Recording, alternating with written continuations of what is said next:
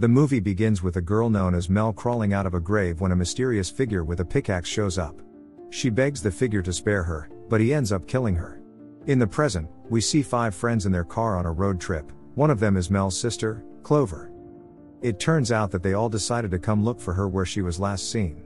When they get to the store where Mel made her last video to her sister telling her how much she missed their dead mom and wanted to leave the house so she can recover from the loss. Megan, who has some sort of psychic power, asks all of them to join hands so they can tap into their residual energy. When they hold hands and it seems like they're about to gain some clarity, they are interrupted by the horn from a truck. Clover then goes into the store and Max wants to join her, but Nina tells him to give her some space, as it turns out that Clover and Max were dating but eventually broke up. Clover shows the cashier the picture of her sister to see if he has come in contact with her before. He tells her she's gone missing, pointing out that Clover is not the first person to come to the store to look for someone. He adds that people who go further into the town to a place known as Glore Valley never return, and that's where a lot of people get into trouble. Outside the store, Abe, Nina's boyfriend, asks the group that he thought this journey was supposed to be about retracing Mel's final journey, but it turns out Clover really wants them to go look for her missing sister. He warns that things like this always end up with them getting into trouble. Minutes later, Clover comes back to tell them that she knows where Mel went missing. The group then drives through stormy weather into some shady woods. They've been turning in circles ever since, and Nina thinks they should go back, but Abe refuses. As they keep arguing, they suddenly find themselves in a yard with clear weather and a dark cloud formation with a house around the corner. After looking around for a while, the group decides to check out the building. Clover stays behind to observe the surroundings, stunned by the demarcation of the stormy weather on one side and the dry weather on her side. Max stays behind to wait for her. Meanwhile, Abe, Nina and Megan start to inspect the house, where they find old stuff from the 90s, like a sand timer mounted on the wall. Looking at a table, Nina finds a registry book and writes her name in it. When she starts flipping it over, she finds people's names written in it, including Mel's name. She's shocked to see this, meaning that Mel must have been here. Looking further, she discovers that Mel's writing was normal until the last few words, which start to look like scribbles at the end. Abe takes out his phone to start filming. When he enters another room, he finds a poster mounted on a wall containing pictures of missing people over the years, including a poster of Mel. Outside the house, Clover sees a figure that looks exactly like her missing sister, Mel, and goes into the storm to look for her. As the night begins to draw closer, Max is able to reach Clover and drags her back to himself. When the group is finally together, they try to understand the weird things around them. Nina notices the sand timer has turned on its head and is starting to count. A banging noise can be heard coming from outside. When they go to check it out, they're shocked to see that their car isn't where they parked it earlier and has been moved to the stormy side of the compound. Scared that this may be bad, they hurriedly rush back inside. Since their phone signal isn't working, Clover suggests looking for a way to contact the outside world. Nina and Abe decide to stay at the window to keep an eye on the figure messing with their car, while Max, Clover, and Megan find a basement. Since the lights in the building aren't steady, Megan uses her phone as a flashlight. Clover finds the landline and tries it, but it doesn't work. Megan finds an old model radio and starts to see if it works, only to hear some screeching noises and static. Back with Nina and Abe, they hear a bang in one of the rooms, and Abe decides to check it out. It's been minutes, and Abe hasn't returned yet, so Ani decides to go and check on him. Seeing that the room is dark, Nina decides to turn on the light. To her shock, a horrible figure has cut her boyfriend in half. Her scream is heard by the other group, so Max decides to find out what the problem is himself. Upon getting there, he's horrified to find the figure and Nina's lifeless body, so he runs back to warn the others to hide. While hiding, the figure passes behind them. Max sees an opportunity to strike, so he grabs a chair, sneaks up behind it, and smacks it, but there isn't any damage. He grabs the pieces to stab it, only for the figure to grab the wooden object and poke him through the eye as he falls dead. The figure finds Megan hiding in a closet and drags her out and starts to smash her face multiple times on the floor. Clover comes out of hiding and stabs the masked figure with a knife, but this doesn't do any damage. She runs out of the building into the woods, where she finds another figure that looks exactly like her sister. This distraction gives the other figure the opportunity to easily impale her from behind, and she falls down to her death. The countdown is complete, and the Sandman is starting to restart, and everyone begins to return to the exact moment that triggered the events that just occurred, with everyone still bearing the scars from where they were killed or injured. They remember what happened to them, and in the room with the missing people's poster, the group pictures have now appeared as a fresh poster of the new missing individuals. Megan's psychic abilities start to kick in, so she tells the group she can feel the energy of the dark force getting stronger. Abe thinks it's best to find their way out of the building and leave this haunted place, but Nina rejects the idea of leaving the house because the masked figure might be out there.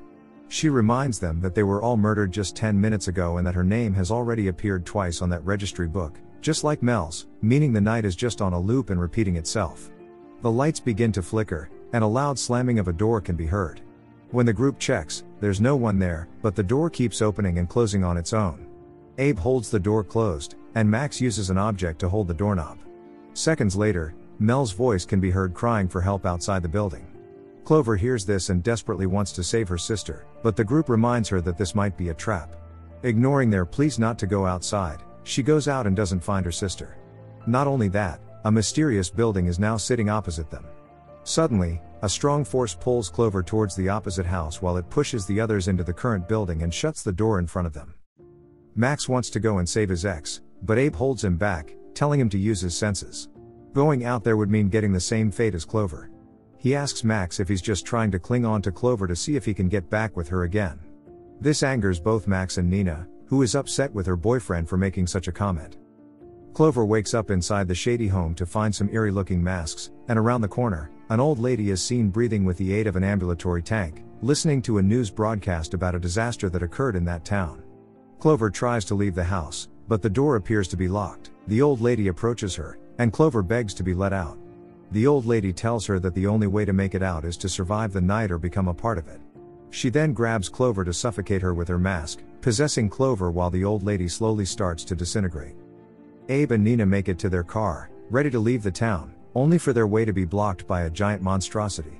With no choice, Abe reverses the car. As soon as they try to leave the car, the door appears to be shut without any way of opening it, and the masked figure appears in front of them to kill the duo. Max makes it inside the shady building, where he finds different types of toys with a chair swinging on its own. After making sure it's just the wind moving it, he turns around only to get slashed by Clover, who's now wearing a mask. When she walks outside, she gets rammed by the masked man with Abe's Jeep. The time restarts again, and everyone returns to the significant moment where everything started. The only difference is the water tank that is seen but wasn't there before. Realizing the mistake they made that caused their previous deaths, the group shuts down all the doors and hides inside one of the bathrooms. Thirsty, Abe grabs a cup and takes water from the tap, asking if anyone would like to drink. Everyone raises their hands. Clover shares what the old lady told her before their previous deaths, saying they need to survive through the night. Max suggests that maybe all they have to do is just not die until dawn, and if they don't make it, they might get stuck here forever as part of the night horrors. Abe begins to cough his guts out while the group tries to make plans on how to survive. He tries hiding the blood on the curtains, but things take a dark turn when he starts to cough uncontrollably until he explodes, with his guts spilling into Nina's mouth. She tries to wash it off, but Megan stops her, pointing out that it's the water that caused it, and at that moment Nina also explodes instantly. Realizing that they all drank the water and would meet the same fate, the group rushes out of the bathroom to the living room. Meg starts to cough just like the others and she's met with the same fate. Clover begs Max that she doesn't want to go through the same thing as the others and pleads with him to choke her to death so they can come back and come up with a plan. Since the registry shows many people with repeated signatures, it means they came back. Max can't bring himself to do such a thing, and he explodes right in front of Clover. A man walks into the room, and it turns out to be the cashier from the store earlier. He tells Clover that she almost made it and that she can't survive by sitting still, and her head explodes almost immediately. Once everyone is dead and the timer is up, everything restarts all over again. Megan notices she's growing an extra tooth. Clover points out that waiting for the timer to count down doesn't work, so they start digging around to find something to help them make a plan. Clover finds different IDs of the store owner, who's known as Dr. Hill and was once a chief psychiatrist in this town. Abe finds a newspaper containing the news of a mining disaster that happened in Glore Valley 20 years ago. According to the report, the disaster was caused by miners boring too deep into the earth, resulting in the death of over 1,000 people. A trauma specialist, Dr. Hill, was brought in to help the townspeople who survived overcome their trauma. Realizing that the town was buried during the disaster, Nina sees a door and thinks maybe it's a way out. However, when she opens it, she sees a pathway that looks very scary, so they decide to find another way out. Megan thinks whoever is behind what they're going through wants to keep them afraid. Max finds a VHS tape, and when he plays the recording, they can see a man inside what appears to be a lab begging to be let out. The doctor overseeing the experiment explains that the patient is showing signs of starvation and muscle atrophy, but most importantly, intense fear and anxiety, feelings of hopelessness and utter despair. The drive adds that the trauma of the mining disaster still lingers, affecting both survivors and visitors. The longer they are trapped, the more desperate they become, turning them into monsters known as Wendigos. The radio in the room starts to work now, and Hill tells them that there's a way out, but they have to pay a price. One of them has to die in order for the rest to make it out of Glore Valley. Clover refuses to sacrifice any of her friends. Determined to find another way out, she finds a map of the town and points out where the doctor must be hiding. Clover tells Hill that she wants to see him face to face, and he agrees, but only Clover has to come alone. Abe thinks it's a good idea since they only have 4 nights remaining. All the other signatures on the registry didn't make it past 13 signatures, so they need to take the shot. Clover agrees to meet with Hill, who reveals that he's in the woods with her sister. Hearing this, Clover is ever determined to find the doctor. The others try to stop her from leaving, except Abe. Abe points out that they can't keep dying over and over again, and if meeting the doctor would end the cycle, so be it. Besides, Clover has tried killing herself 2 times this year. While talking, Nina impales Abe with a pickaxe as a punishment for convincing Clover to go look for her sister in the woods. She tells Megan and Max to go look for Clover while she stays behind with her boyfriend. Clover is wandering inside the woods when she's caught in a trap. She tries to take it off, only to get dragged into the dark shadow in front of her.